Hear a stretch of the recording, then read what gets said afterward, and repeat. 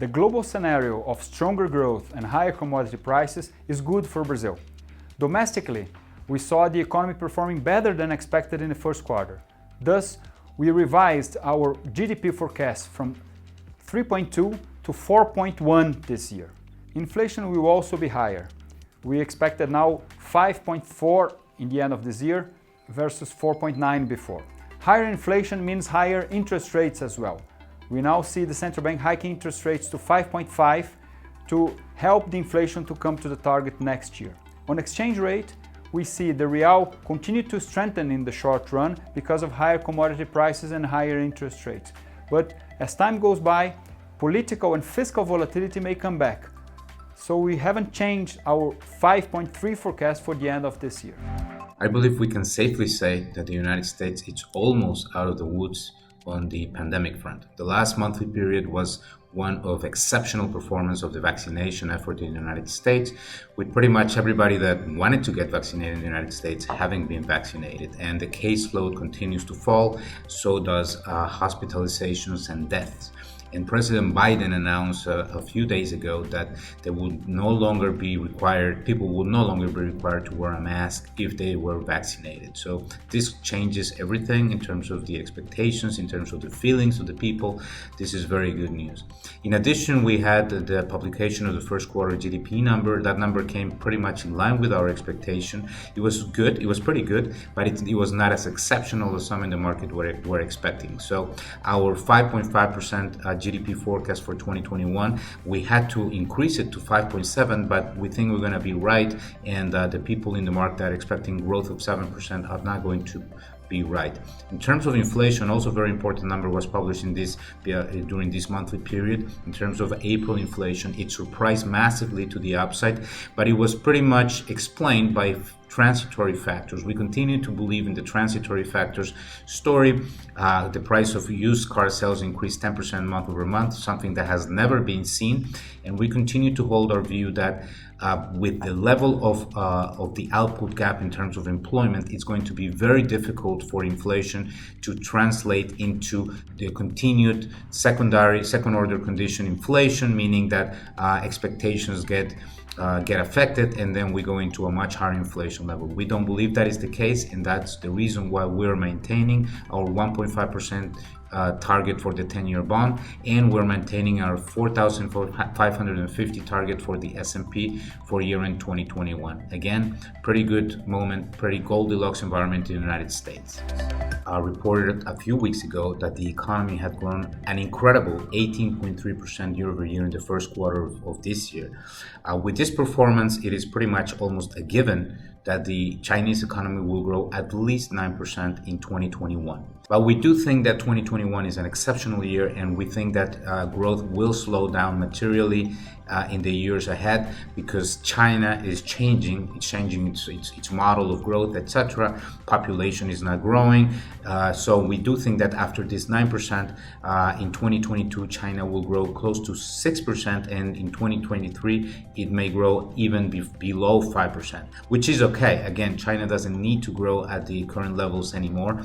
This is a specific situation in 2021 because of the low comparison base. The good news is that even with growth of 5-6%, China will continue to be a giant sucking sound of commodities and imports from around the world. And this is very positive from the standpoint of Latin America. We know that in March, Chinese imports from Latin America increased a whopping 40%. And we think that by year-end 2021, this performance of growth will remain in place and probably going into 2022 as well. So we think that the good performance of China is a very, very positive element for Latin America, especially the producers of soft commodities like Brazil and Argentina, and the producers of metals like Chile and Peru. In Europe, the vaccination rollout has gathered pace significantly in recent weeks, and economic surveys have strengthened, which signal an improved economic performance at the start of April and following a GDP contraction of 0.6% in the first quarter. In early May, for the first time, the region surpassed both the US and the UK in the daily number of vaccination doses administered per capita. And as a result, most European countries are starting to ease restrictions, and we expect the economy to recover rapidly by the end of the second quarter, just in time for the all-important summer season. We think markets are yet to fully price in our earlier and faster than expected pickup in economic activity and are set for positive surprises in the next couple of months. We continue to expect GDP to grow north of 5% this year. In our view, these developments will lead to tighter spreads between US Treasury and German bond yields and a stronger currency. Therefore, we reiterate our forecast of the euro trading at 125 by year-end. In Mexico, Banxico kept its policy rate unchanged at 4% in an unanimous decision this month. There are three key takeaways from this meeting. First, short-term inflation will be higher, but will also be transitory. Second, new staff projections show that inflation will still converge to the 3% target in the second quarter of next year.